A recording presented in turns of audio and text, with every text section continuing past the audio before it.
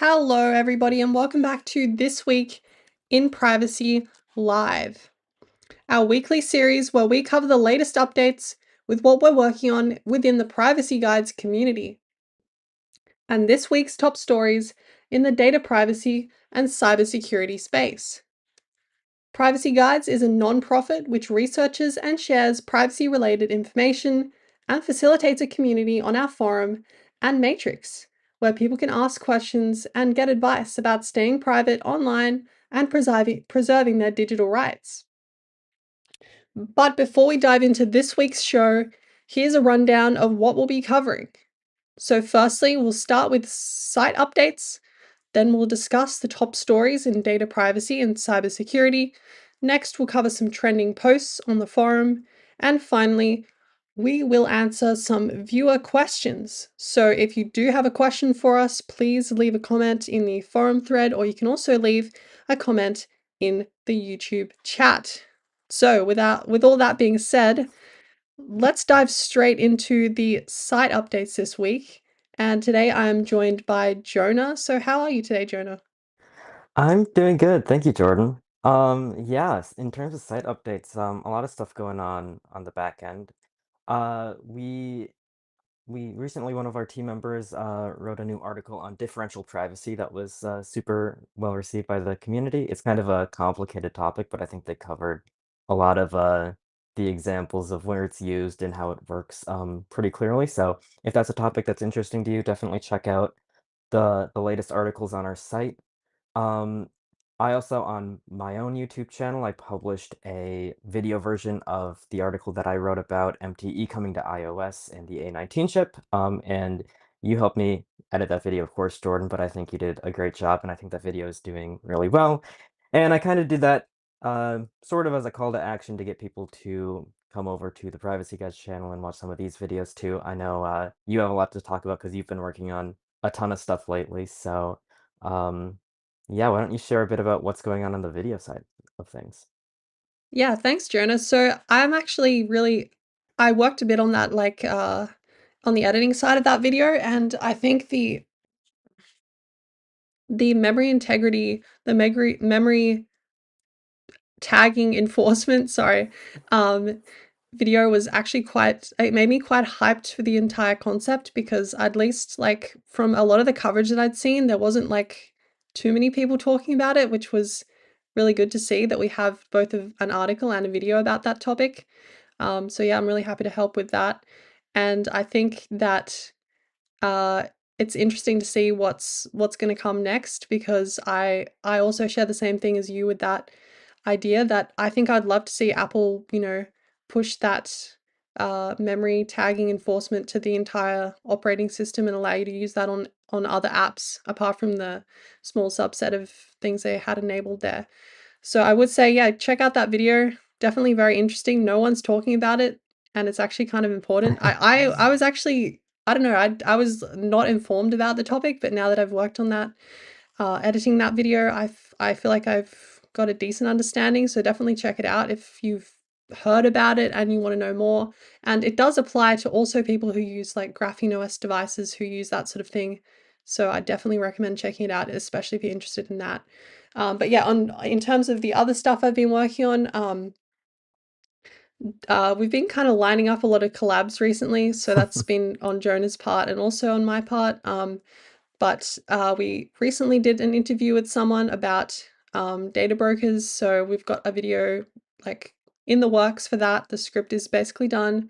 We're just trying to get things sorted on that project. We also got another couple of collabs down the line, which, it takes a lot of effort to line things up with people and make sure we've got everything like set out properly to do that. And also there's a new feature on YouTube which allows you to do collaborations with other people, which I know Jonah's been really excited about, but I think we've kind of been testing it a little bit, like to see how it works. So that video that we did on Jonah's channel has the Privacy Guides channel also in the collaboration. So we're trying to see how that works, how it, I guess, benefits both channels, if it's like a positive impact or it has any impact on videos that we upload here. Um, And you may have also seen that the quantum computing video also went live Yeah. uh, yesterday, I believe. And Yeah, it's been up a while for members, I think. So if you were a member on our channel, you could access it with early access. So it's been a week since you did that, but I think it's really cool that it's finally live. yeah, so I guess that's kind of like a call to action. If you want to get like some of our video content early, you don't have to. It's still available for free. Everyone can view it eventually, but if you want to get stuff early access, consider doing that. And you'll be able to see things before anyone else does. And there was quite a lot of good responses to that video, so I was quite happy to see that, people were learning quite a lot from that and kind of expanding their understanding. And I definitely learned quite a bit like researching that video and um yeah, getting feedback from team members about how to explain things the right way because I think when you get into like quantum computers, it can get kind of complex pretty quickly, and explaining it Mm. simply to people to make sure they understand what the threat actually is and if it's actually a concern, because we have been seeing quite a lot of concerns in our community about, people saying, "Oh no, like is this app that I use, does that have quantum safe encryption? Is this going to be secure against quantum computers?"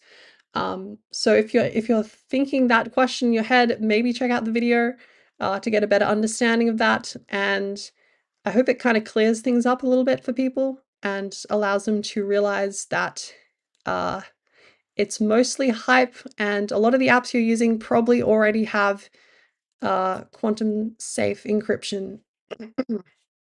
But I guess with that being said, that's kind of like all the stuff we've been working on this week. So, how do you feel about jumping into some news topics now? Sure. Yeah, I'll start out with our first one. Thanks, Jordan. Our first story that we wanted to talk about today, this is reported by Ars Technica. The headline is F-Droid says Google's new sideloading restrictions will kill the project.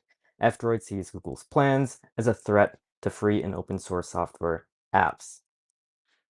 So this article starts out, Google plans to begin testing its recently announced verification scheme for Android developers in the coming weeks, but there's still precious little information on how the process will work.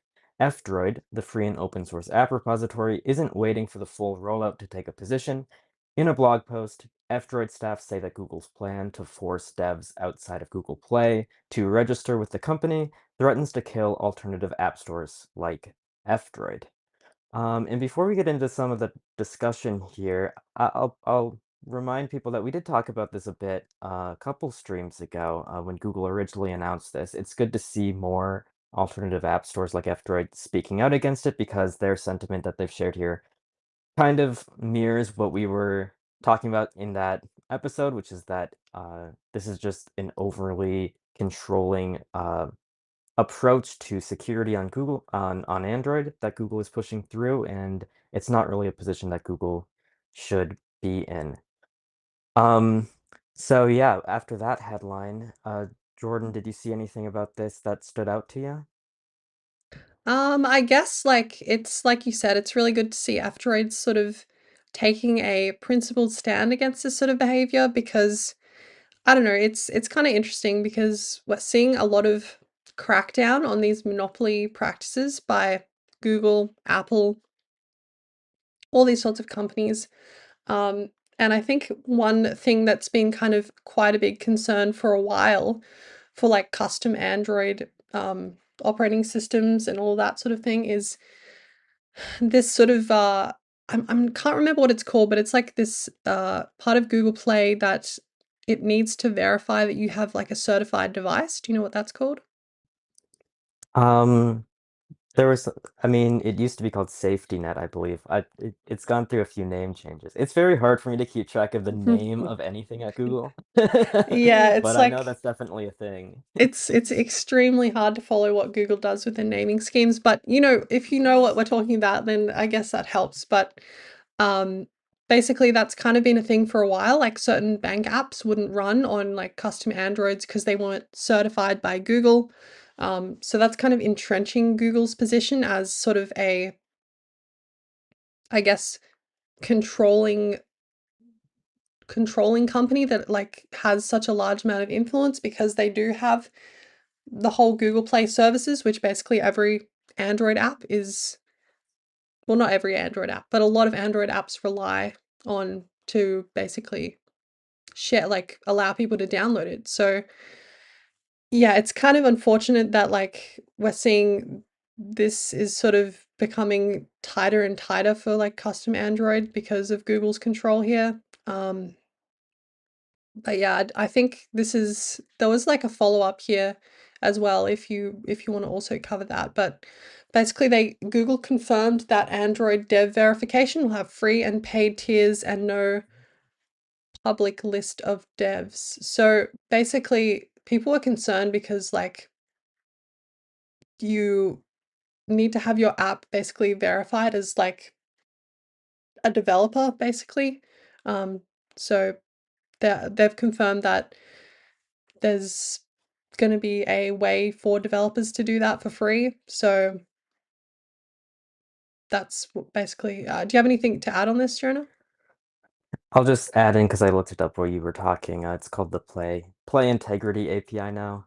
Ah, That apps can use to verify all of that. It's kind of an alternative to some stuff that's built into most phones in the Android open source project itself. Like if you read into this topic on posts that are published by Graphene OS, for example, they'll point out that there's hardware attestation features that you can use if you're a bank app developer or something, if you want to confirm that an operating system or a device is genuine without using this Google Play service, which is more tied to like their certification program that OEMs have to pay for, which obviously a custom ROM like Graphene OS wouldn't be a part of. So it's not a great system that Google has in that regard. It definitely hinders a lot of alternatives to Google and Google Play popping up in the Android space, which is probably the reason we don't see many custom ROMs these days like we used to, more of a like a decade ago. I think that F-Droid's whole stance here makes a lot of sense though, and even with this new tier that they're pushing, like the free tier that Google's talking about, it's not really clear to me what the free tier is going to entail, how many like installs that's going to allow. I would imagine it would have to be limited because otherwise, how is Google going to get their money?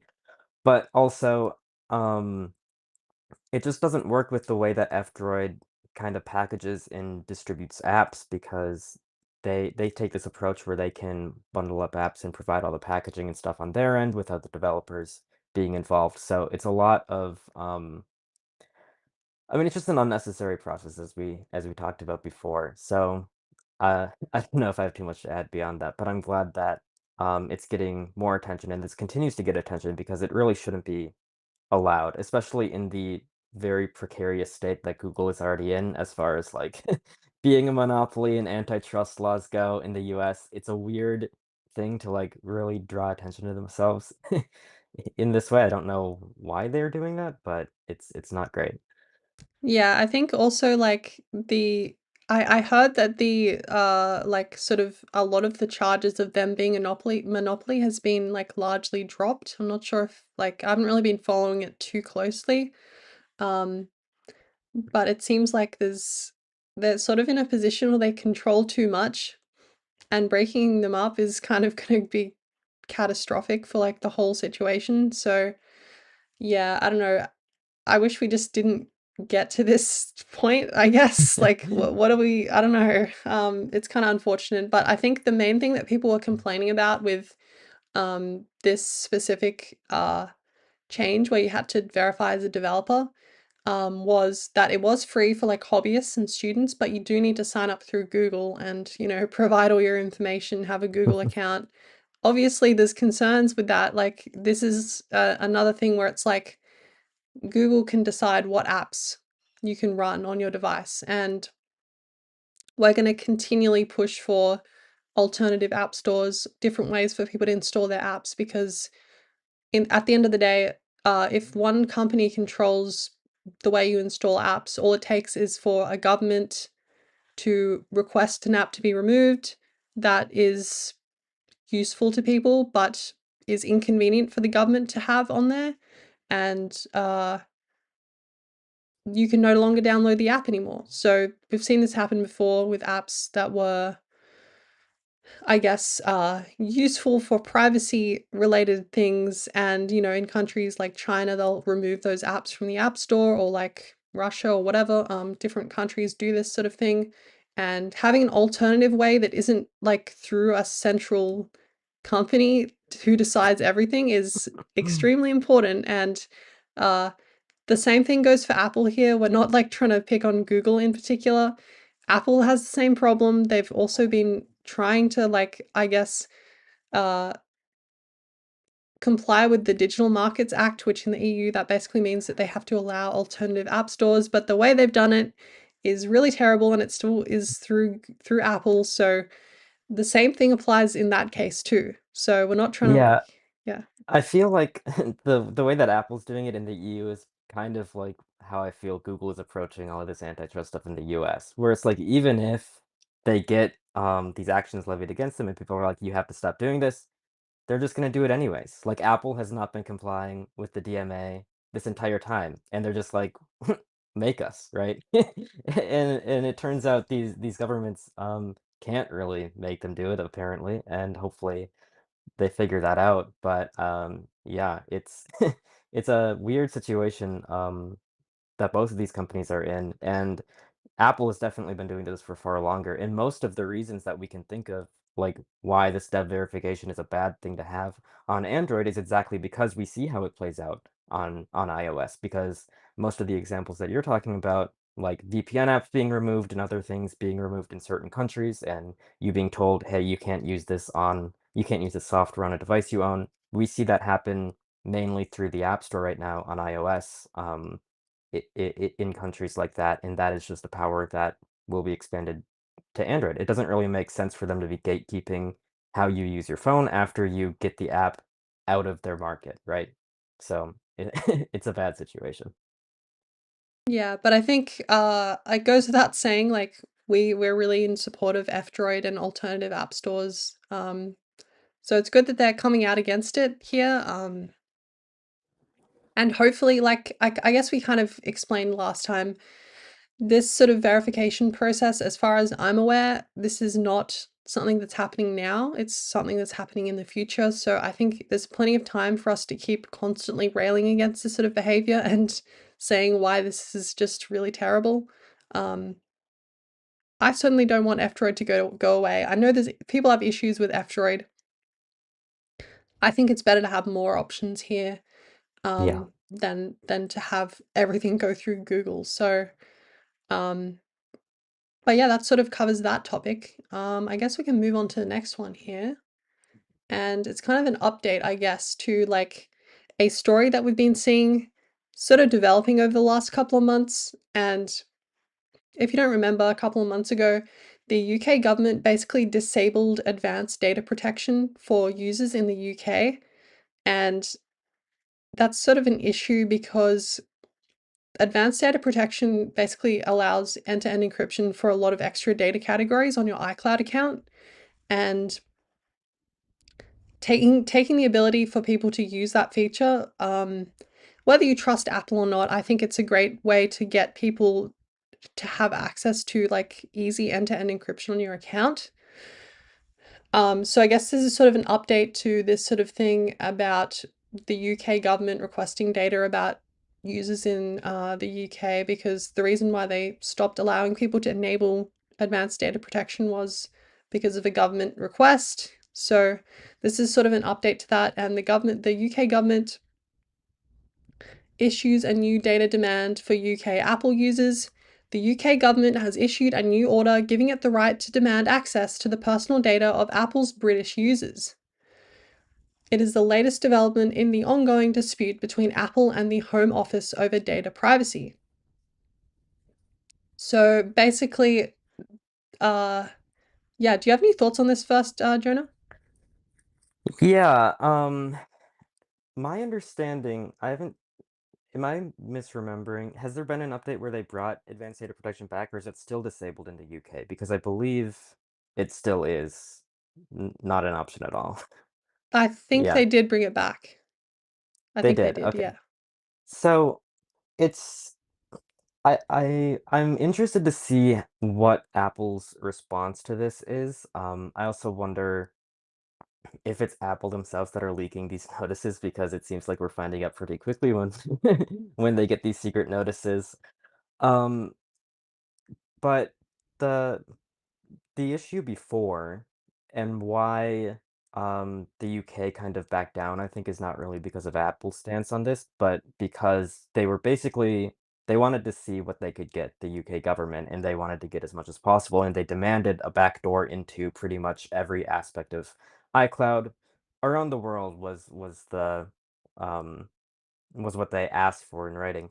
So this so in that case, the US was obviously very against the possibility that like a foreign government like the UK, for example, might be compromising the security of American citizens, and Apple is a US company, so the US kind of went to bat for them in that case.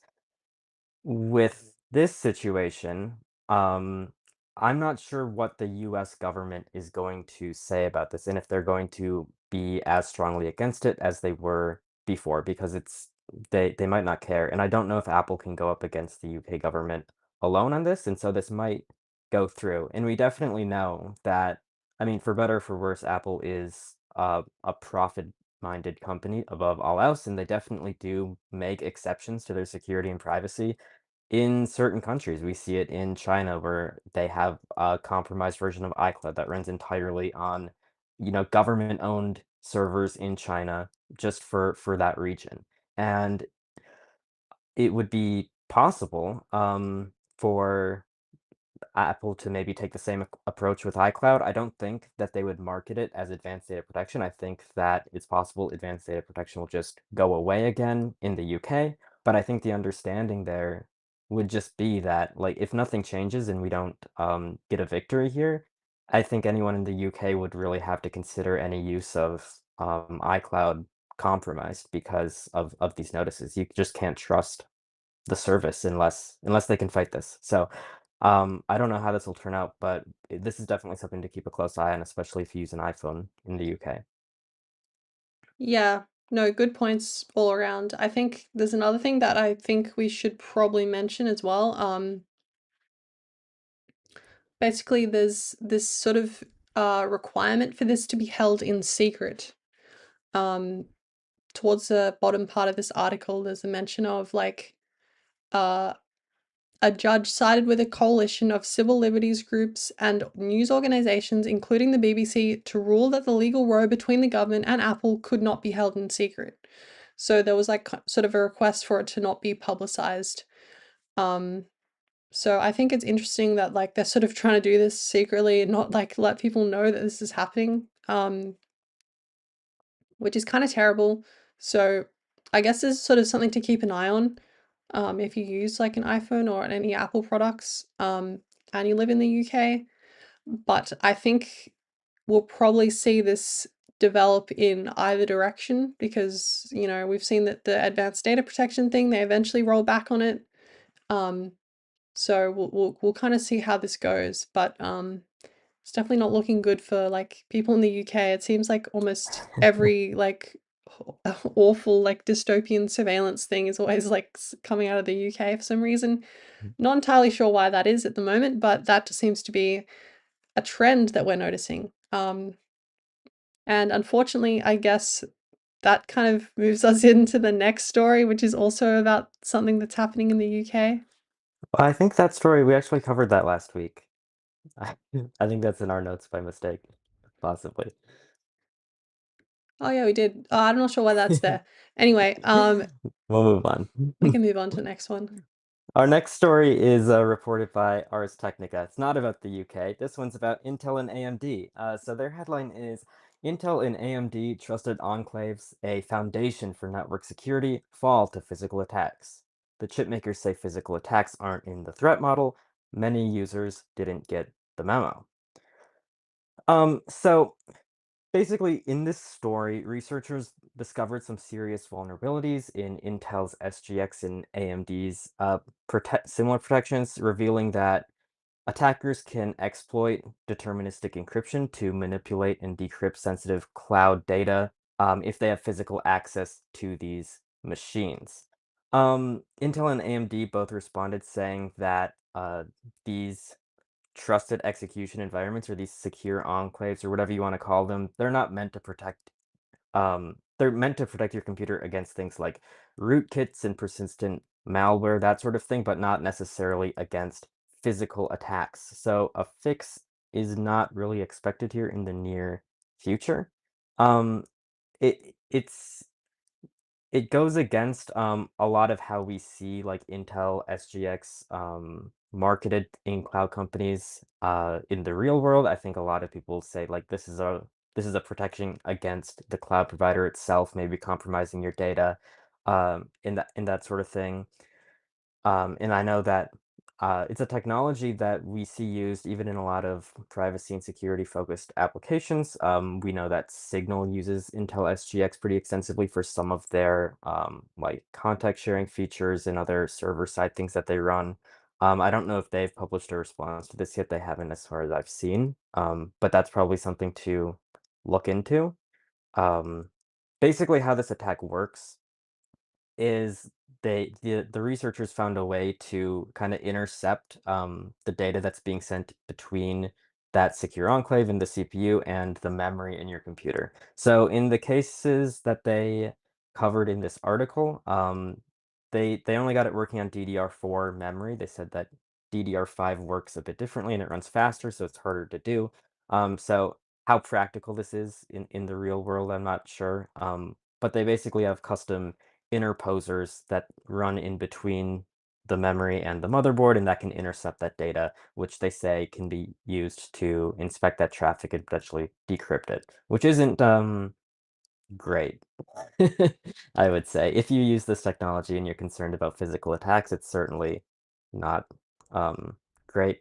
I guess that they're not meant to protect against this in the first place, but how things are like designed to work and how they're marketed are frequently two different things. So Yeah, I guess like for someone who's like not as in depth, doesn't know as much about this topic as you do, could you maybe expand on like what is like a trusted enclave actually good at doing? Like what is its actual purpose like that people can use it for basically? yeah, so there's a lot of different ways that these things can be used. A big part of them is like hardware attestation, so similar to actually what we were talking about with play integrity and the Android attestation. You can use it to verify that certain information is correct and hasn't been tampered with. Um, One attack that these researchers discovered is that what they were able to do is replay attacks where they could kind of capture some encrypted ciphertext and then send it back as if it's new. In some cases, that could be used to uh, load like an older version of an operating system or something that's been backdoored and bypass that certification that the VM hasn't been tampered with. So that's a concern. Uh, I don't know as far as like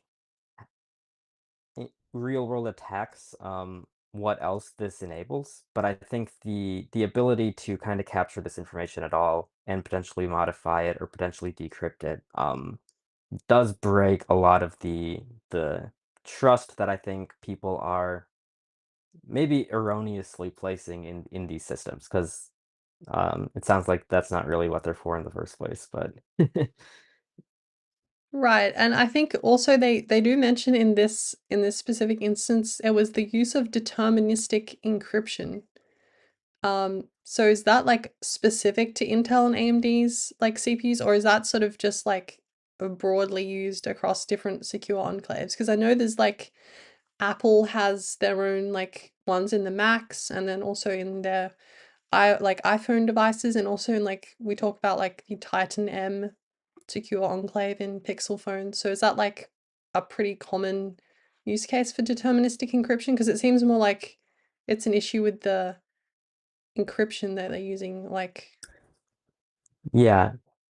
Um, that's a good question. So deterministic encryption basically means that the encryption that's being used, depending on the input, it's always going to have the same output. So the same encrypted copy is always going to look the same, if that makes sense. You can determine what it will look like, as opposed to some encryption methods, they can take the same incoming information, but they encrypt it with different keys, like depending on how it's used or where it's stored in memory or that sort of thing. And so you can't really analyze it that much because not only is the data changing, but the encryption key being used is changing. So for example, deterministic encryption would be used for like full disk encryption, for example, because you just have files on a disk and they're always just going to be the encrypted version of that file. It's known, right? But for applications that are like actively being run and that are storing uh, memory that's maybe temporary in RAM, and so they don't need to store it the same way or store it for future use or store it for anything like that. There are other methods that you can use to encrypt that data that don't have this problem.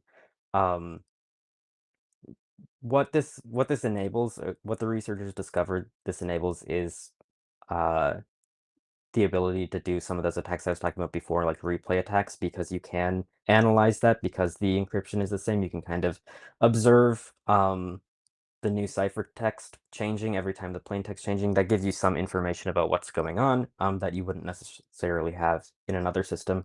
All of this is really application dependent at the end of the day. So it really depends on like how the application is utilizing these features. A lot of applications don't use this feature too heavily, and so you might not see a lot of impact. Some applications are built around Intel SGX. Like I was saying, Signal has features that are built around this and rely on the trust of this system, which might be the best commercially available option. Is it the greatest option in theory? I don't know, but I can't question Signal's decisions here too much, but um, it is a concern to have, and maybe that is still the best option, but it's just something to keep an eye on. It's something that we also see a lot in like applications that run in the cloud, just because a lot of companies who are making these secure apps don't trust cloud computers, and so they want to have these hardware features that can maybe provide protection against the cloud providers themselves. Obviously, this would show that some of those protections are not very strong, so that might not be an optimal use case for this. Yeah, because I think there was like some like VPN provider that I remember, like they were using like Intel SGX, like secure enclaves to like protect the data so they wouldn't like be able to log it, I guess. Um, but yeah, it's definitely very interesting, a very interesting topic, that I feel like is quite complex. I feel like maybe that could be something we release something about. I'm not sure, but I think I feel like we've kind of talked about this for a while. So, how do you feel about moving into like sort of answering some questions that we might have here? Sure, we can take a look at that. I'll just add to the last story. I think it was discussed on our forum, and there were a lot of good Mm. discussion topics on this from some other community members. So if you want to learn more about that, or if you have questions, I don't know how much our explanation makes. Hopefully, it made some sense. But if you have follow-up questions, you can definitely ask on our forum, and we can, or ask right now, and we can answer them. Because we'll be moving on to the Q&A stuff. All right, let's take a look at some of the questions we've got here. Looks like we did just get a message on the YouTube chat from somebody. Hey, that's Jonah. I remember him from Tech Law. Hey. So thanks for leaving a comment, Cameron That is Moore. true. Hello. I used to be there, now I'm here. Every week, almost. Okay, maybe not every week. You're here every week. Yes. All right. I guess we kind of left the question, the like Q&A post. We left it kind of late this week, so we didn't get too many questions. None from members this week. So I guess if just like a PSA, if you do have a question and you are a member, we'll get to those questions first and we'll try and answer those. So if you do have anything, we'll make sure to answer anything you leave. But do you see anything here that you want to jump right into, Jonah? Yeah, let me take a look. And we'll definitely get on top of these announcements going forward to try and get them out earlier so people have some time to think of questions. I did see Johnny Gossamer's suggestion on the forum about maybe posting some of the topics that we'll be talking about. Um, we can definitely consider doing that. I don't know if that'd be a bad idea. Part of the problem with that is that we don't always know what articles we're going to be talking about until pretty shortly before the show, because I mean, it's a weekly show, so things are coming out literally like up to this morning that we might be talking about. So we might not have everything, but I think some topics generally, um, if we don't end up posting like a list of news topics for future announcements, I would say you can probably assume that like the most talked about news topics on our forum for that week are probably going to be talked about. So certainly if you see a news topic, I know I know Johnny, you're active on our forum, so you probably will be familiar with the news category and all of these posts. Um, if you see anything from any of those posts that you want to ask questions about, we're open to questions about anything kind of going on either in the community or in the privacy and cybersecurity industry at large. So yeah, any of that stuff we're open to questions about. And I see people typing on the forum right now, so maybe we'll see some more questions soon. Um,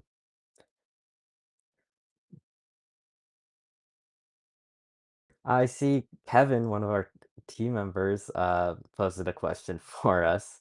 In the meantime, while we wait for some of these replies, maybe. Kevin asks, one common advice I was told to tell journalists was to never enable sideloading if they have Android phones. Do you think this is accurate? How would you balance security and privacy for folks who aren't tech literate, but may want to reduce their tracking on Android?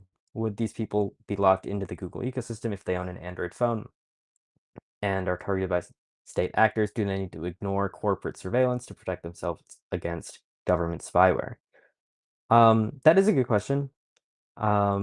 Do you have any thoughts on this before I feel like I've been talking a while. I can definitely talk about this one too, but Okay, yeah, I guess I can kind of jump in here. I guess I can only really comment on like my personal experiences with this, I guess. Like, for instance, like grandparents, I guess, cannot be trusted to have that setting enabled. But I think when we're talking about like, journalists and things, I think there's a little bit more tech savviness going on in that respect. And I think as long as someone knows the risks of enabling, you know, third party app installation, I think there can be quite a lot of privacy gained from that sort of thing because there's apps that you can't actually install or apps that have reduced capabilities on the Play Store that you can only get outside of the Play Store. So there's like, there's restrictions on that sort of thing. And I think in the case of a journalist, maybe having access to those tools could be beneficial for their work. But I think for the majority of people, especially if it's someone who's not tech savvy, I think it is kind of a risk to have that allowed because at least if it's someone who has absolutely no idea what they're doing, the chances are they'll accidentally download something that has malware in it and install it on their device, which would be really a terrible outcome. And I think just having that ability to block that completely on someone's device, still with the ability to remove that block, but doing that can offer a level of security that I think is important, but also I think it's important to also add that like the Google Play Store is not perfect and there's absolutely apps in there that have malware. So, yeah. it's sort of a double-edged sword. Like there's no perfect solution, but I think like you have to think about what type of threats you're worried about and be educated on the topic, I think. But yeah. Yeah, I mean, this is definitely the biggest problem I have with Android in general. For as much as like it is open source and some people are building cool stuff with it, the reality is that most phones and the most phones that people are using are going to be on Google's flavor of Android, and they have really locked a lot of things down, not in a good way, and they're definitely heading in a direction more similar to iOS even just a few years ago. It really, to me, feels like we're at a point where Google is trying to be more like iOS as much as possible, and Apple is trying to be more like what Google used to be as much as possible. So they're kind of diverging. I still think, we're definitely at a point where iOS is still more locked down, but I think I can foresee a future where we get to the point where this changes and they actually cross paths here because it seems like Google is really dedicated to uh, locking this stuff down as much as possible and making sure that, their platform and presumably Samsung are like the main platforms and nobody else really matters anymore. Um, so yeah, it really depends on like what their setup is. I honestly, for the people who shouldn't be sideloading apps, I honestly don't know if I would put them on Android at all, just because I think that the pervasiveness of Google's ecosystem on Android, for that type of user is just not uh not good. Yeah, I think it's interesting you mentioned that. I guess like the main issue that I've had is just the price of Apple's devices is kind of astronomical. So it's hard to like, it's hard to recommend, I guess, for some people, especially like people who are on a budget, I guess. And the thing with Android is there is such a great amount of like really, I mean, good devices for the price. Like you can absolutely get a decent device for $100. Like that was kind of unheard of. And a lot of times you would think that, there's like a drop off point where your device is kind of quite bad for like $100. But you're getting like 120 hertz. You don't even get that on the iPhone 16. So I mean, but I guess they've kind of moved forward with that. But it's interesting. Like I think there's my experience has been like, cheaper Android phones are sort of where a lot of at least senior citizens go for devices. So it's sort of a bit tricky, especially when, Google is kind of terrible with data collection and all that, and they're quite embedded in the operating system. But I think at least in my experience, I've tried to like sort of guide people towards using locking things down a bit and like restricting things because I do think like Google is correct in saying that like a lot of malware gets distributed through those third party channels. So I think that is closing a pretty massive like vector there. So I think yeah, it's sort of tricky to navigate, and I think it does depend entirely on someone's situation, like Jonah said. A quick update from a story we just talked about with Intel SGX. Privacy is consent on our forum. Just posted just shared some resources. They said Signal is looking to improve on their dependence on Intel SGX. With some other tools, they shared a link to a GitHub page from Signal on their secure value recovery service. Which looks really interesting. I haven't looked too much into any of this. They shared another resource as well.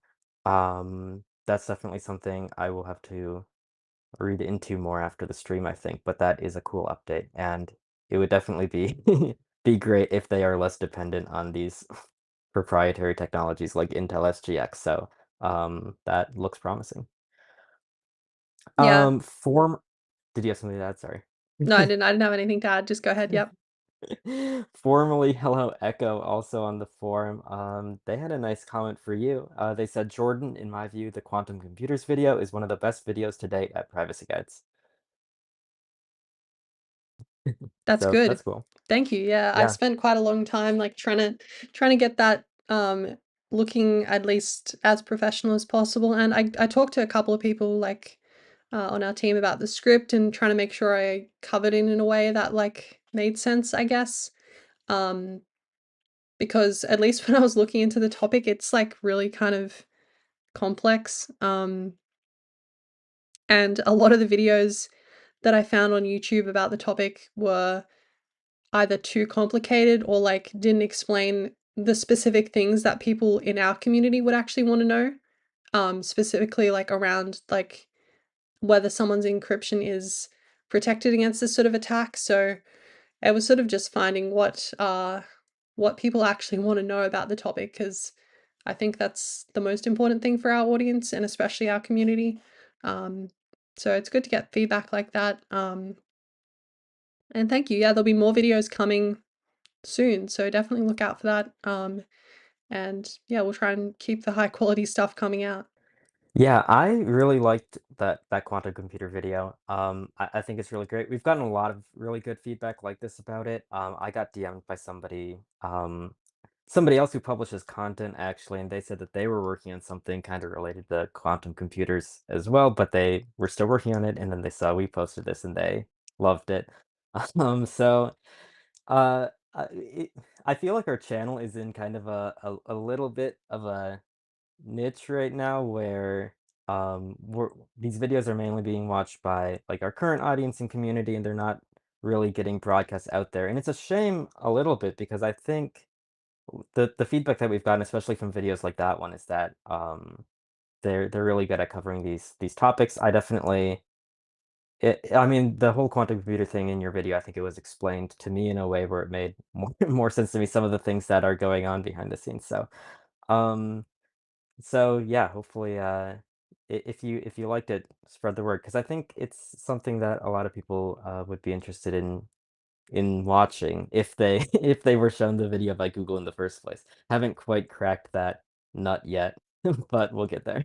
Yeah, I think also like it's sort of a bit frustrating that like we're at the whim of Google's algorithm, and you know we're kind of talking against them in every aspect. So it's definitely tricky. Not saying there's any like you know censorship happening, but I think it's sort of it's a tricky thing to cover, and I think especially because like we sort of have to make a video clickable enough that people will watch it, but also have it kind of be about a topic that maybe people wouldn't be that interested in the first place, which is kind of tricky. Um, so I think yeah, it certainly is a tricky thing to like balance, like having it be a little bit sensational that people will click it and also be about a topic that we think is important. But I will say the props on the idea for that video go completely to Jonah. That was Jonah's idea, to do a video about quantum computing, and I think it was a good idea. It definitely did cover some amazing stuff. So, yeah, we're gonna try and cover like similar, um, sort of encryption related topics because we have been sort of doing that with the crypto wars.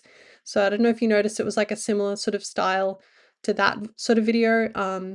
But yeah, I definitely really like doing those sort of deeper dive, but also make it understandable to people. But I also have got some comments on that as well personally. So it was really good to see. Good. Maybe we'll have to start making a video series about how we're shadow banned on YouTube because it seems like that's the path to kind of get in the algorithm and get people riled up. That seems to be what other channels are doing. Yeah, I mean, it's tricky to say. I think we cover like a lot of different topics, and I'm not sure if like the YouTube algorithm is like confused about what we're about. But we did do that secure blue video, which did pretty well. Yep. I'm not sure if that confused the algorithm, like we're a Linux channel now or something, and then it just I don't know what happened there. But I think these are sort of videos that will age pretty well and be applicable in the future too. So there's definitely the aspect of, you know, we've seen a lot of our older stuff that didn't do super well originally has, you know, racked up a decent amount of views over time. So it's sort of content that people can come back to. It's not sort of related to a specific time period per se. Um, Especially with those crypto war videos, those will be like, you know, applicable into the future. So yeah, it's definitely interesting. But yeah. Another question from the same person, formerly Hello Echo, on that post. Will we recommend the Accrescent App Store in the future after it comes out of alpha? Um, as far as Accrescent goes, I mean, I always say there's a discussion thread on our forum, but there is. People have been looking into it for a while. The reality with our recommendations is that they're mainly guided by like what people test out themselves and share their feedback about on the forum, and that sort of thing. And I know a lot of people like to use a Crescent. We typically don't recommend apps that are like in early access or alpha or beta, which is the main reason it's not on there. The other reason we don't really list it right now is because there just aren't a ton of apps to choose from. There's certainly some notable vendors that are using a Crescent right now.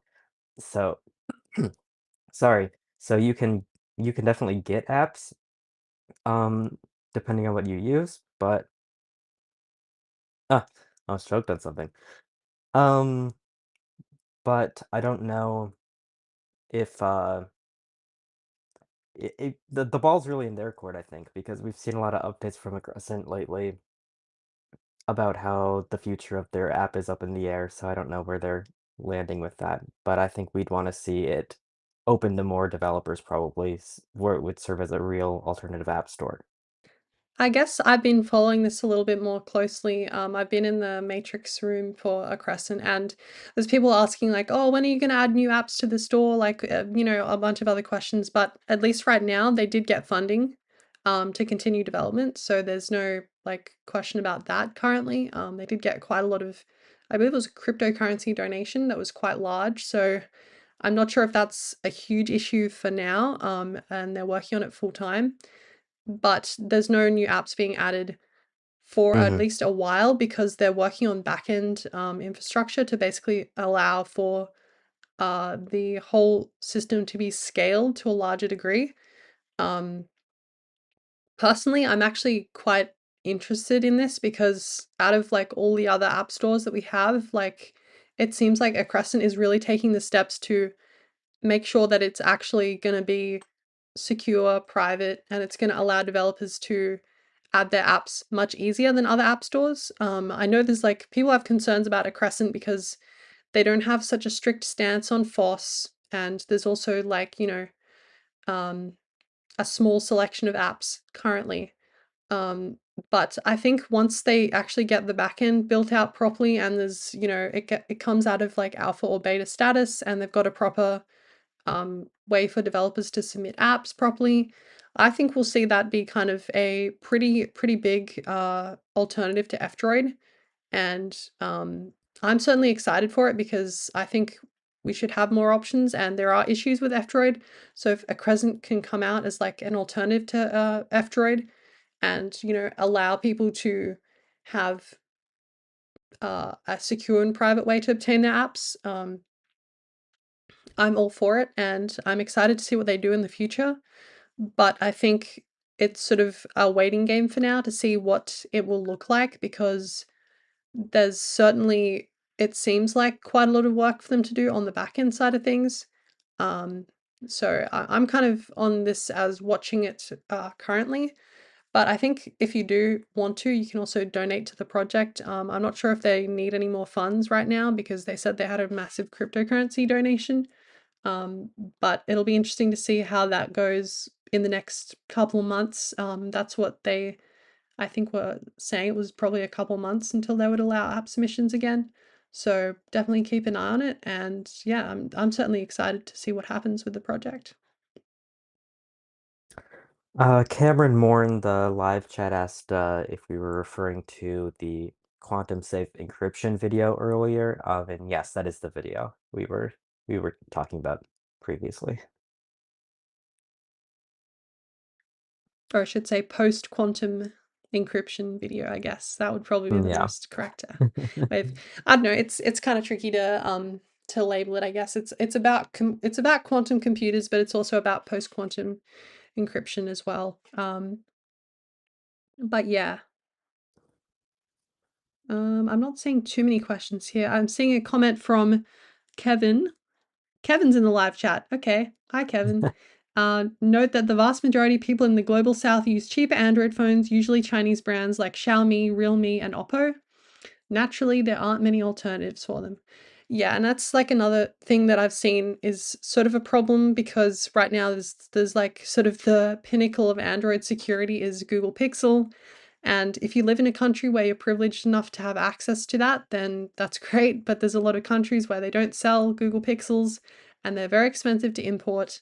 So it would be interesting to see more options for people, because I know if you're stuck in like a lot of countries, there's a couple of countries in Europe, and there's definitely a lot of places in Asia specifically where there's not a lot of options. I'm not really sure about like South America or anything like that, but I know that especially in Asia, that those low end or mid range smartphone companies are doing really well. But we don't really have any alternatives for people right now that we can recommend, which is kind of unfortunate because Google Pixels are hard to obtain, and especially because Google makes it kind of irritating to obtain ones that allow you to unlock the bootloader. Like, you can't get it from a carrier. It has to be bought outright, which again is kind of an expense that some people can't afford. So yeah, it's sort of an unfortunate situation.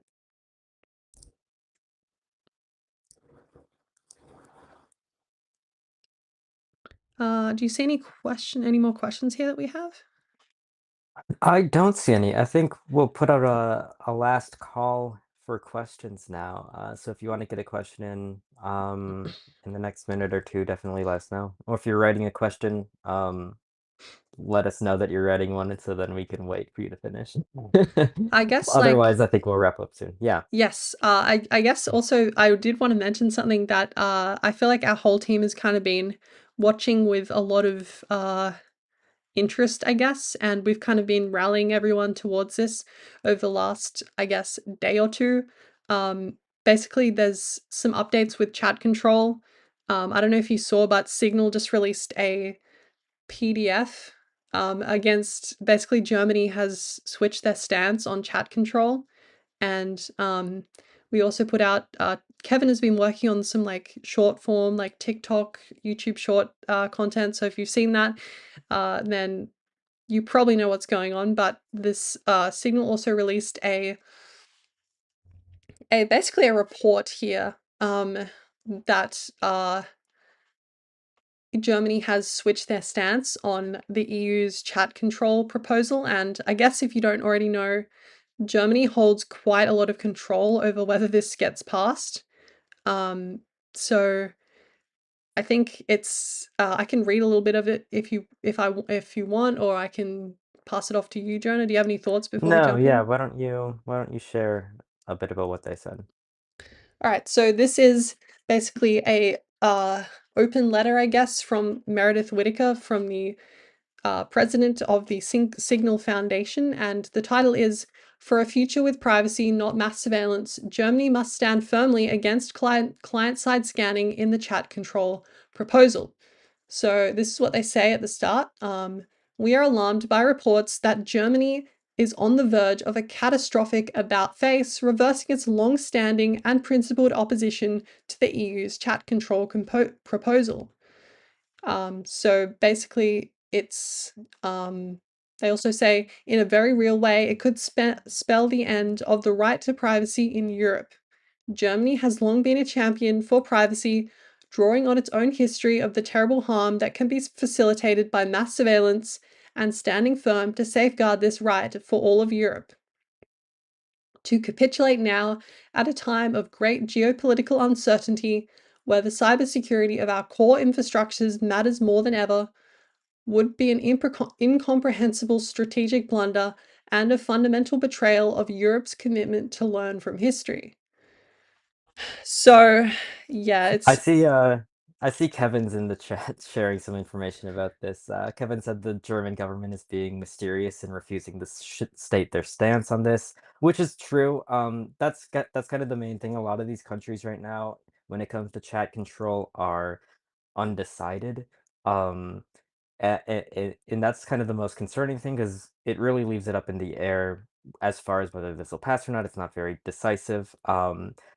Kevin said they'll finalize everything on October 9th, but we don't know what's going to happen right now. That's kind of the deadline if you are in the EU and you're listening. And especially if you're in Germany, I think it's now more important than ever to make sure that whoever your representative is, they know what your opinions on this are.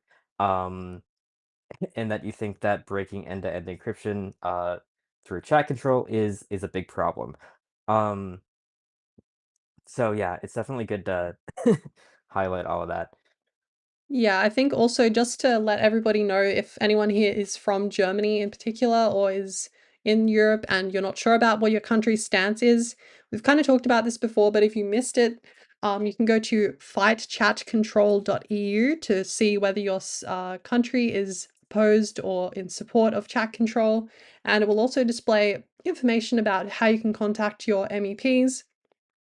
So if that's something you're interested in, I would definitely recommend visiting that website. And also, if you want to stay up to date on sort of what is going on this chat control um, thing going through, I would highly recommend that you follow Patrick Breyer, who's like sort of, I think he's part of the Pirate Party in the EU, and he's Yeah. sort of on the forefront of covering this in regards to like what's happening, what countries are saying about this. So if you want to like stay up to date on that, I would highly recommend checking out his website as well.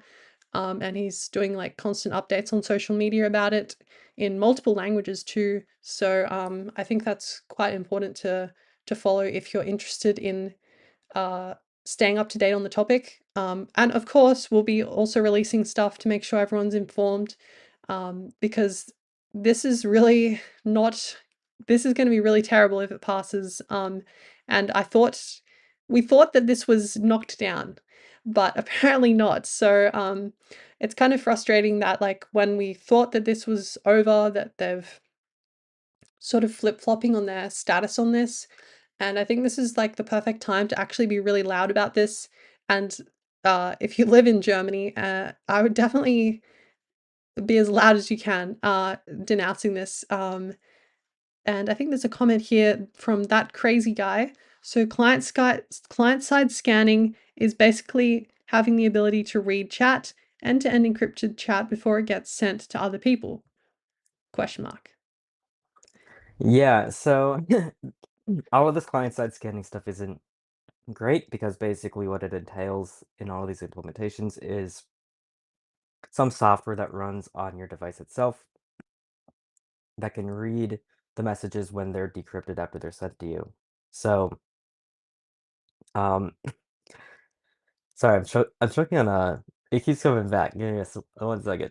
You can Okay, answer. so I guess I'll just continue what Jonah was saying there. So the client-side scanning system is basically going to be either like implemented into like an operating system function or like a subset of an operating system to basically check what your message contains before it's sent, like checking to see if it contains like child abuse material or what it'll whatever they basically want to scan it for.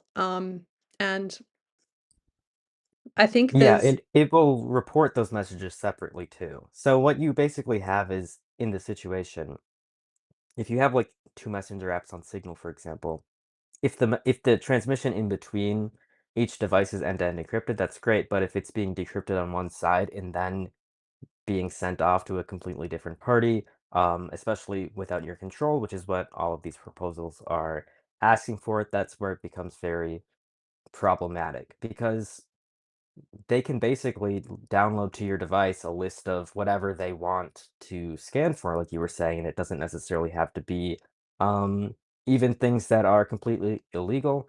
The scanning process, even for things that are completely illegal, like that CSAM you mentioned, it's not a perfect system. There are false positives. People have been reported by Google to the authorities for, taking pictures of their own children or for sharing some photos with their doctor, for example. And all of these things obviously shouldn't be really policed in the form uh, that governments are proposing right now. So it's a very concerning system, and it completely breaks the premise of end-to-end encryption by taking that control over who can read your messages away from you again. I mean, that's the main reason to use end-to-end encryption in the first place, right?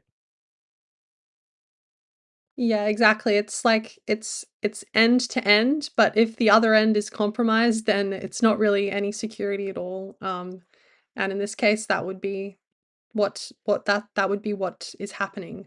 Um, so it is kind of concerning that this is still up in the air again, especially when the German government, like I always thought that Germans were quite passionate about data privacy and cybersecurity. Like it seems to be, I'm not sure why, but there's like a very large amount of servers and internet infrastructure in Germany, and they've always seemed quite passionate about that sort of thing.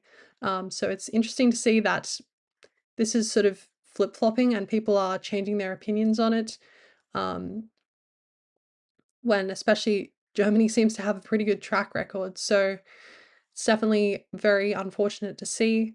And I see a comment here from the privacy dad uh, saying, what about if you're not using Google's Android OS? So I guess that is sort of where this becomes an issue, right? Because this would require like operating system integration, I would assume, but it also could mean that maybe the app itself has an integration. So we don't really know what it looks like exactly because it hasn't been implemented. But I would assume it's probably more likely that it'll be an operating system feature, possibly. Basically, it would scan your message before you send it or something like that. But we don't really have a clear outcome of what that would look like. But I think if it was Graphene OS, like, or any other like custom Android, I don't think they would implement that, I guess, for obvious reasons. But I think we don't really know what that would look like. Because imagine if maybe they have it so that the app doesn't work unless the client side scanning is present, for instance, or something like that. So that's why it already becomes quite kind of a concern, right? Like you can only kind of imagine what this would look like. Um, and I think we've seen like previously with Signal, they've kind of any country that sort of forces them to do a backdoor, they're basically moved out of that country completely. So I think that's probably what we'll see if there's like a massive thing in Europe, like chat control passes.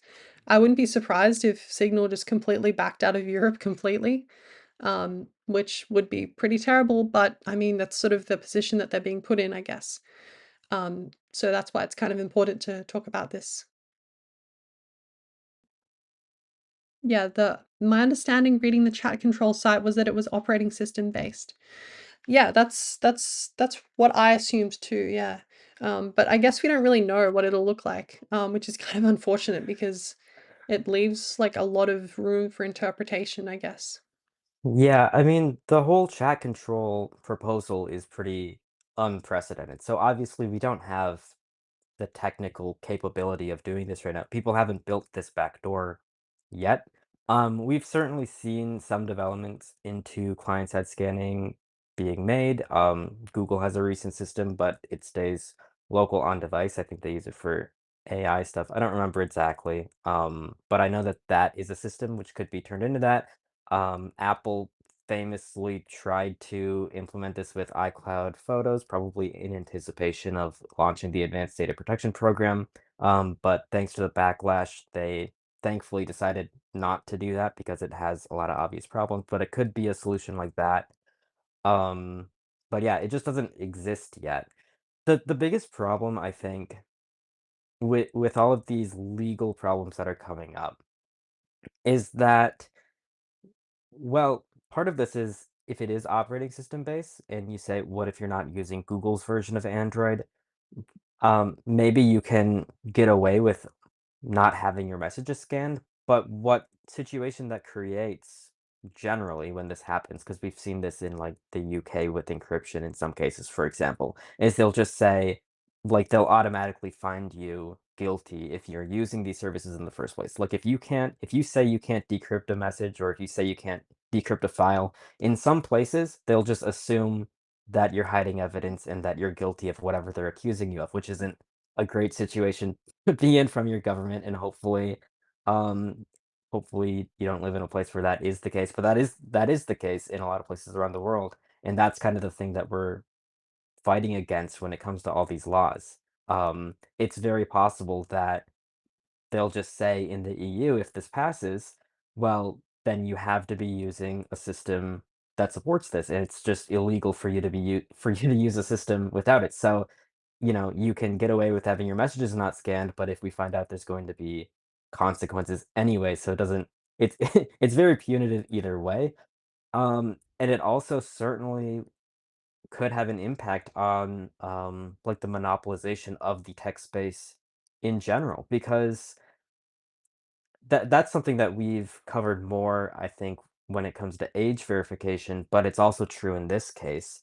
The barrier for like having all of these complex technical systems to verify someone's age or to scan all of these messages client side, that is something that somebody like Google or Apple, if they're legally required to, they will do it and they have teams who can do that. But if you're making a fully open source web browser and you're releasing it on Linux and it's a smaller project or it's a fork of Firefox or Chromium or whatever, there are so many free computing projects that are out there that simply wouldn't be able to implement all of this sort of stuff, and it could lead to those projects dying out. And it's kind of again, similar to even what F-Droid is talking about here, right? The developer verification thing is kind of the same thing, but on the publisher side, where these strict rules about integrating with the operating system and having central single companies like Google dictate who is allowed to do that and who's not, that will act as a barrier for decentralization and free software. So it's a bad situation all around, I think. It's very short-sighted of the EU because I don't know how they think EU companies are going to be able to compete with Google or Apple if they make all of this stuff super strict. But I mean, we're not seeing a lot of very forward-thinking laws from the EU lately, so I don't really know what to say about that. Yeah, especially like there is kind of a terrible precedent now. Like everyone was thinking Switzerland is like that one country that's like defending privacy, but apparently not now. And the number of countries where like they don't have this sort of ridiculous privacy like legislation is getting smaller and smaller. I feel like the only country left now is like Iceland, because I believe they're not part of the European Union, so they wouldn't be affected by chat control. Um, So yeah, it's really, really unfortunate that this sort of legislation is becoming quite common. And it's especially concerning because I feel like a lot of people were saying that Europe was sort of the last bastion for like privacy legislation, but I think Yeah, how there's quickly things change. yeah, it is quite concerning how quickly it feels like it's basically all just been happening within the last like 12 to 24 months, this sort of massive shift in Europe. But okay, so I've got a comment from that crazy guy. Backdoor is unfortunately a thing. Intel has a backdoor in the Intel management engine. I'm not sure if that's the case, but LibreBoot is the solution. I'm still learning. Yeah, I think LibreBoot is very interesting, right? Because we I think there's definitely a need for like a a laptop or a desktop device that doesn't have proprietary like software installation and stuff like that that relies on I guess a black box to operate, right? And I think that's sort of an issue with like, how modular computers are, I guess, because, like motherboards and CPUs, they're all like sort of made by separate companies, and it would be kind of hard to, I guess, make something that has open source firmware, I guess. But I think there's a lot of good projects that are around like, I believe it's Core Boot, or I think they call it like, I can't remember what they call it, but there's like a separate project that basically does like a similar thing, but they don't remove the Intel ME, or they don't do that sort of thing, but they do like a disabling process. But the issue is there's still like proprietary components on like the CPU, for instance, like the basically the CPU is flashed with like a software that's proprietary from the factory. So it's not like completely a solution, right? And I think it's interesting to see a lot of like projects now that are coming out as like a open source, open laptop solution, right? But I think I'm not sure how much of a threat like an Intel management engine is in terms of like a backdoor. I don't think that is particularly realistic, but Yeah, the good thing about the Intel or like PSP on AMD side of things, they're certainly it adds a lot of attack surface to these CPUs, but a lot of the attacks that you're going to see against them are like potentially ones that would require physical access or might require Intel's cooperation. And in either case, it just isn't very likely for most people. Unless you're using like their remote management tools, it's pretty unlikely that you would be hacked or through Intel ME over like the network or by a remote hacker. I think that the virtue of it being more of a physical attack surface really leaves any even theoretical exploit, like, out of the realm of what you should probably be concerned about for most people. If you're at the point where you've done all the things you can do in terms of privacy and security, and now you're like, "I gotta move on from Intel and use something else," then then sure, but it's probably, like, on the on the bottom of the list for most people to be to be worried about. There are so many more important, steps you can take to improving your privacy and security without worrying about Intel ME.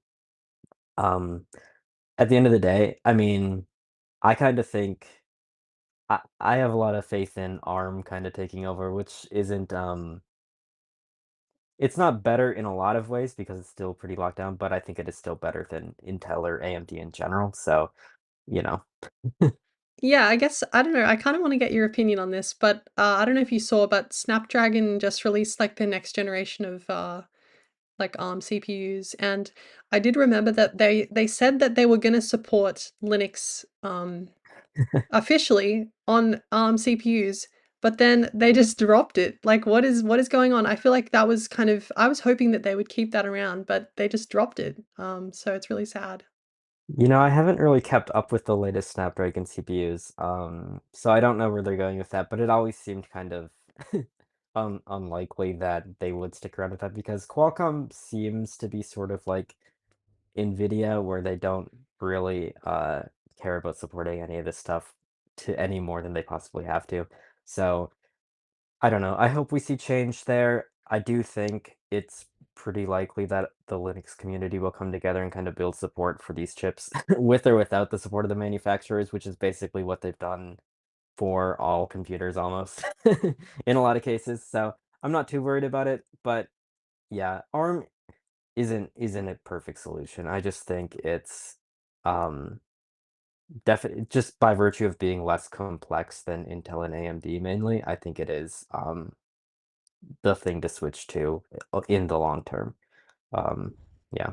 Yeah, I think it's also interesting because I think at least when it comes to like I guess we can talk about Apple Silicon because I feel like Apple Silicon is like in a really interesting spot, right? Because Qualcomm, at least with Qualcomm's chips, they're sort of competing for like that entry level M4, M3, M2, M1 like silicon CPU. But I think it's interesting that we've seen Apple sort of they have quite a like complete solution, right? Because they have the Max chips, they have the Pro chips and the standard chips. Whereas like a lot with the Qualcomm ones, they don't really offer that same level of performance. But we're seeing now a lot of support from Asahi Linux, even though the project has been like a little bit of a bumpy road. I've tried it out, and a lot of things work, and some things don't work quite right. But I think it's definitely an interesting spot to be in now, where we've got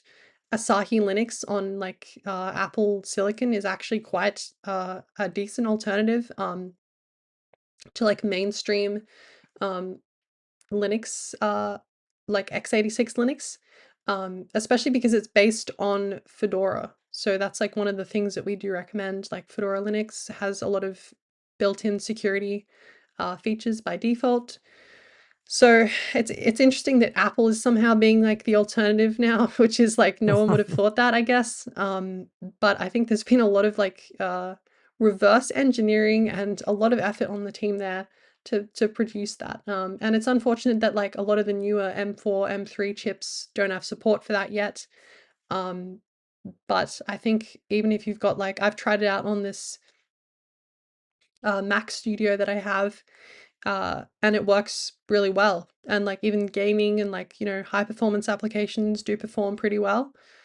So it's certainly interesting to see, especially because at least on Qualcomm's side, as far as I'm aware, like I was reading into it a couple of days ago because I was interested in it because I saw the press release for the new chips, and it seems like literally barely anything works with the Qualcomm chips. So like it's pretty much alpha or pre-alpha at this point, which is really unfortunate because I think a lot of people are thinking that that might be like a really good alternative to Intel and AMD because yeah, there's a lot of benefits with ARM architecture, like you said, like the reduced attack surface and like they're definitely much more power efficient, I would say. That's like a huge thing, especially I've noticed with this MacBook that I've been using. The performance for the efficiency that you get is pretty incredible. So I'd be interested to see like how that pans out with Qualcomm because I do kind of want to have some alternative to that. I know there's other like ARM laptops and like RISC-V like laptops that are like being released, but it seems like they're Yeah. all very like hobbyist projects. So I was kind of hoping that Qualcomm, being like a massive corporation, could maybe provide an alternative. But it seems that's not looking very plausible, I guess. Yeah, all these other chips, they're just so far behind Apple and Qualcomm in terms of performance. I don't know. Qualcomm has such a big market opportunity here. I think that they're just ignoring. I think both of these companies do, but we'll see what they do. I want to go back up to a question in the live chat that I think we skipped from earlier. It was from NA who asked, how should someone gauge how far to take their privacy when attending a protest in the US? Um, And I think that's a great question because it's complicated. There's definitely a lot of things to look out for, and it really depends on like what you're protesting, who's organizing it, what kind of response you expect. Because it really depends on the situation. We do have like a whole guide if you're worried about like bringing a smartphone there in terms of keeping your smartphone secure. But I think for most people, it probably makes the most sense to leave any technology like that at home, just to avoid any sort of uh, like tying your activities in that regard to protest activities. I think you can try and keep them separate as much as possible. It probably makes the most sense for most people. Um, but yeah, it's so situation dependent that it's really hard to nail down an exact answer. I was kind of distracted when I was listening to that, but I don't know if you mentioned the guide that you made. Did you mention that? Yeah, yeah. Okay, cool. If you bring your smartphone, definitely check out that guide. There's a lot of like good tips. I think it's good, even if you're not going to a protest, but and you're listening to this and you want to improve your security or privacy on your smartphone. I covered a lot of the ways that you can maybe be tracked through use of your cell phone at a protest. Um, including things that people probably don't think of, because I don't see a lot of these guides mention things like airdrop, for example, which even if you have it like context only, there's pretty critical, in my opinion, privacy flaws with it that kind of expose your information to the people around you. So disabling stuff like that completely is definitely a thing to do from a tech perspective. Um, I really do think like if you're really concerned about this to a greater extent than like um just a regular person attending an event might be, I would just encourage you to minimize the technology you bring in general and to not like talk about it online with like accounts that are on your real name. I mean, we talked about that a few weeks ago where people are, are posting all sorts of political commentary on social media under their real names and identities and Facebook profiles or LinkedIn profiles or whatever. It really just ties all of your stances to, where you live and what job you work, and people will come after you for that, especially if you're going to a protest. I mean, they're inherently controversial or decisive, right? Because you're protesting something. So there will be people on the other side of that protest who would have reason to come after you for that. So uh, yeah, it's kind of just the basic safety tips. I would say if you do have like a specific event in mind, or if you're comfortable sharing more information, I think it'd be a good question to like go over in the question section on our forum, for example, with some community members, depending on how comfortable you are with that. But there's a lot of good resources on the forum for helping people nail down like what makes sense and what doesn't make sense in any particular situation. Yeah, I think it's also like another thing that I feel like a lot of people kind of you can kind of nail down the technology aspect there, like with your smartphone and like all those other things. But I also think like a lot of the aspects that people kind of forget about is like physical safety and a lot of these other Yeah, things that are also very important, especially if you're attending an event in person. So I think there's definitely some research you can do into that. But I would offer some basic suggestions, such as a lot of times there'll be someone organizing the event, and usually there will be some sort of dress code or like a specific thing that you would wear to that protest to protect your identity, for example, like black bloc or like wearing completely all black clothes or, that sort of thing. So I think practicing those sort of safety tips where you can protect your identity while also, um, you know, using your right to protest is important because a lot of cases, there's going to be a very unsavory people perhaps watching that event, and they might capture video or capture photos of you, and that could be used against you. So I think that's also another thing to consider um, when you go to any sort of like event that is divisive, like Jonah said. Physical safety is also just as important as, technology safety, like privacy safety. Um, and I think there's plenty of resources about that. So I would definitely look into that as well.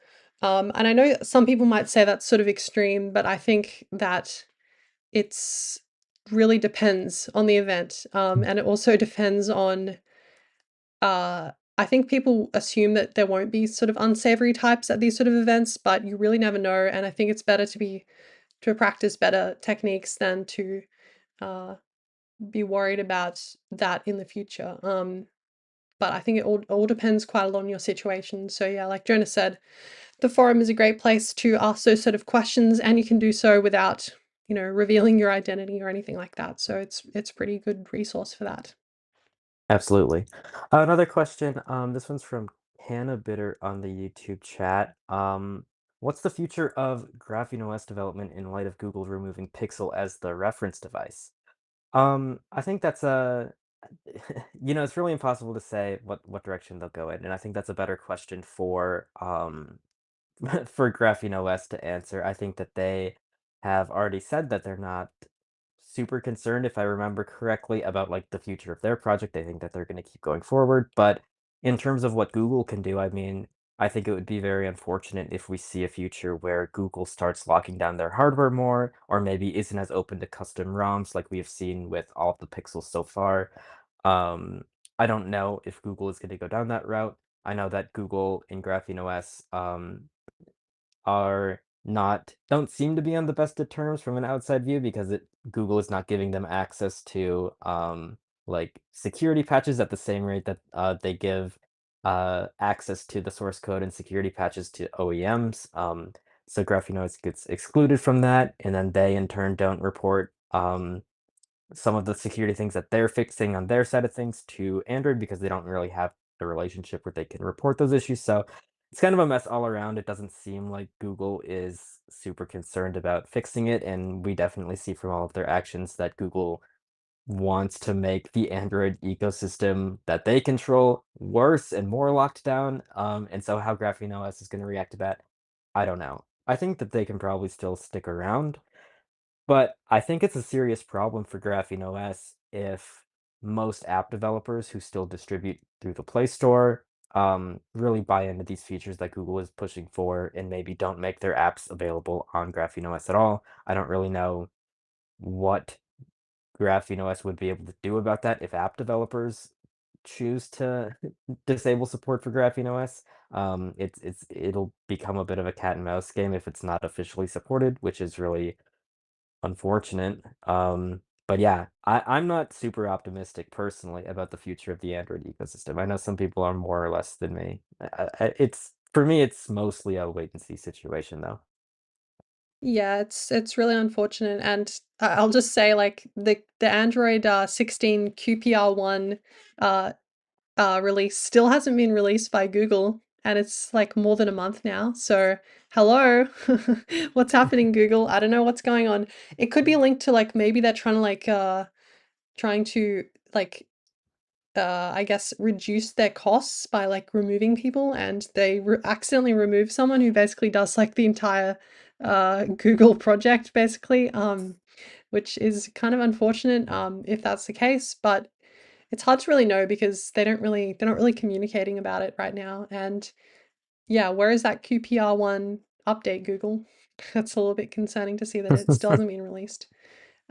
But yeah, I think I'd rather like if this does go through and like Android custom operating systems aren't really working that well, and there's also restrictions on Apple, I think I'd rather just get rid of my phone. I don't know. I Yeah, don't know. honestly. It's there's not many good options really. Like I know you're sort of optimistic about like Linux phones, but I don't know. I've every time I've seen things about them, I'm not really quite sure. I've never actually used one, I guess, a specific Linux phone. I do have like an old Pixel phone with Ubuntu Touch on it, and that works pretty well actually. So, but I'm not sure if that's really the case for like a lot of like the other like Pine phones, or like there's other, I know there's other ones, but yeah. Yeah, I mean, I would say they don't really work at all right now. The problem with them is that I just don't know. There doesn't really seem to be a viable future in any of these other paths. So it seems like Linux phones are, in my mind, the only ones that could potentially become a good replacement, but they're not right now. I don't know if they will ever be in any sort of reasonable time frame. So we might just be in a situation where all of our options are not great, which is why, yeah, I'm not a huge fan of mobile devices in general. It's a really bad ecosystem all around, regardless of which side you're on. This is like sort of incredibly off topic right now, but I did notice in that video that you posted, you got the iPhone 17 Pro. Do you have any thoughts on that yet? I do have it, yeah. Um, it, I mean, it's an iPhone. You know, what the difference between it and the 16 Pro, I mean, it's really a downgrade in most ways, to be honest, because I don't really like the aluminum. It doesn't look as nice, but I liked its security features. I wanted to have an A19 chip as I made the video, so I was like, well, I should get on this myself. Um, but yeah, it's I don't know if Apple's not doing a lot of cool things in my mind that I'm excited about. Yeah, I know some people are like, I guess I'm not really an orange phone person. I know some people are orange phone people, but it's definitely an interesting choice for to them to choose like a strange color like that, because I know it's like it's kind of been disappointing to see like the some of the phones that they've released in like the Pro line have always been like really boring colors, and I kind of wish that they would do brighter colors for like the Pro phones. Um, but yeah, it's certainly interesting. The security features are looking really interesting. But I think yeah, that it's quite strange how Apple is doing this now with like the iPhone 17 is like very close to like the iPhone 17 Pro. Like a lot of the features are now on both of them, which is like quite, I guess, confusing. Like Yeah. the screens are all the same on all of them now, and like what's happening? I mean, it absolutely makes no sense to purchase uh this Pro phone. I mean, it has better battery. The reason I got it is mainly because I do take pictures where I zoom in a lot, and so having the telephoto lens is really the only difference from the iPhone 17. If that is I guess I just decided that's worth $300 for me. I don't think that's a financially smart decision for most people. And you should probably, if you're gonna buy one of the new phones, just buy the iPhone 17, which is like the same phone. But yeah, I'm not really getting a huge advantage out of the Pro, but I do like the color. I am on board with the orange phone thing, unlike you. I think I like bold choices. I have this one, and I have a Google Pixel 9 Pro that's pink, and I like them both. Oh wow, nice. Yeah, I did see the pink 9 Pro, but I was like, yeah, I don't know. I think it only came in 256 GB or something, instead of 128, which was interesting. Don't know why they did that in particular. Um, But yeah, it's certainly interesting to see like the uh the phone ecosystem, I guess, is sort of, I feel like we've reached like the peak of phones at this point. Like, which direction are we going in? It's not really entirely clear. Um, but I guess we should probably start wrapping this up because we have been going on for an hour and 30 minutes, it looks like. So if you have any like last questions here that you can see, there's a quick question from Privacy is Consent on the forum. Another one. They asked if we've considered a matrix room for this Q&A. Um, we could consider it. I don't know if anyone in our Matrix groups currently also watches this. Leave a message in Matrix if you are, but I don't know what's going on in the Matrix rooms most of the time. I feel like it hasn't really been a huge issue, to be honest, having people post these questions on the forum like you've been doing right now and we respond to them. So I don't really know if there is a need for even more real-time communications than what's happening on the forum because we see these updates live when people post. We also see, I mean, obviously we see YouTube chat and we see Twitter chat, which no one ever comments in because why would you watch a live stream on Twitter? But you could, you have the option.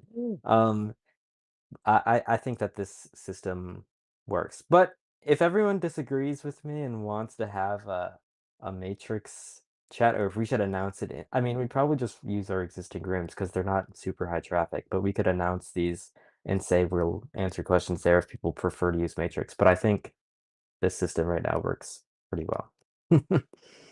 yeah, it's we've kind of been testing. I don't know if people have noticed, but Jonah has sort of set up like a multi-streaming setup, so we've got sort of multiple things going at the same time. Um, just to see how it goes, I guess. So if you have been noticing that there's also something going on Twitter, yes, I refuse to call it X. Then yeah, it's interesting to see that that works reasonably well. I haven't really noticed anything on that side of things. Actually, I haven't checked it. So, has there been any comments on Twitter? I mean, No, no. no. Okay. I don't know who watches Twitter. I mean, it says 233 views, but those are, Elon Musk views. You can't trust those numbers. I can't believe Elon Musk himself is watching the stream. That's so amazing. But yeah, it's doesn't look like there is anything going on there. So let's see. I'm trying out Ubuntu Touch on a Pixel as well, and it works well, but you can't use the apps you're used to. PinePhone didn't become what it promised to be. Yeah, my experience is the same. Like Ubuntu Touch is reasonable. It works okay. Um, on my device, it has Andbox, so you can run Android apps, which is pretty cool. But yeah, it's not a great option. Like it's certainly not an option you can just recommend anybody. It'd be like more of a, I guess, hobbyist thing. Um, but yeah, I feel like we've sort of covered a lot of the questions here. Unless you can see anything else, Jonah. Oh, I think, do you want to wrap things up? I think we can move on to the outro and end the stream. Awesome. Yeah, let's wrap things up right here. Okay. Here's the outro for everybody. So, all the updates from this week in privacy will be shared on our blog every week. So if you want, you can subscribe using an RSS reader, or you can join the newsletter and you'll also get that sent straight to your inbox. If you're interested in that, you can do that for free. And also, we've just a PSA, I guess, we've also relaunched the audio podcast. So now you can actually subscribe to this live stream podcast in your favorite podcast app. So that is working now. Last week it was the first time we went back on that. So if you do want to check that out, you can also listen to these afterwards as a podcast.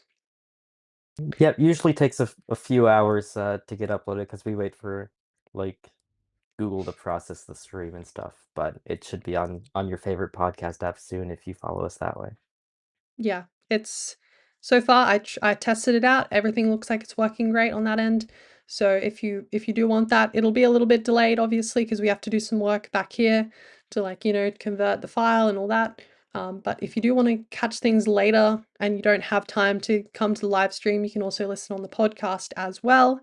And I guess I should also say if you listen on like Apple Podcasts or Spotify, you can also leave a review, a positive review if you like what we're doing here.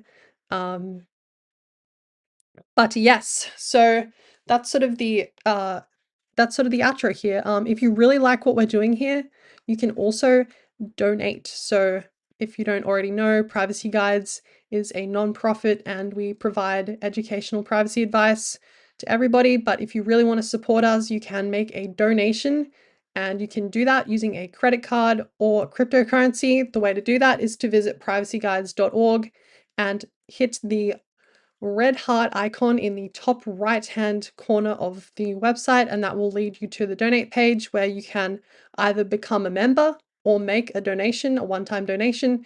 If you want to become a member, you get access to some extra perks such as early video content and some extra, I guess, content that we're still working on behind the scenes, but right now you'll get some early content there. Um, and you also get like a little badge on the forum as well if you're interested in that. And also, yeah, you get the feeling of supporting independent media like us. So that would be really appreciated if you do have the funds to do that and you want to support what we do. That would be greatly appreciated because it allows us to continue doing these live streams, putting out videos, putting out articles, and just maintaining everything because there is a lot of time that goes into this project and it does help to pay for staff members to work on things. So that would be greatly appreciated. I guess with that being said, that's sort of the end of the stream. So thank you everyone so much for watching and we'll see you next week. Thanks, everyone.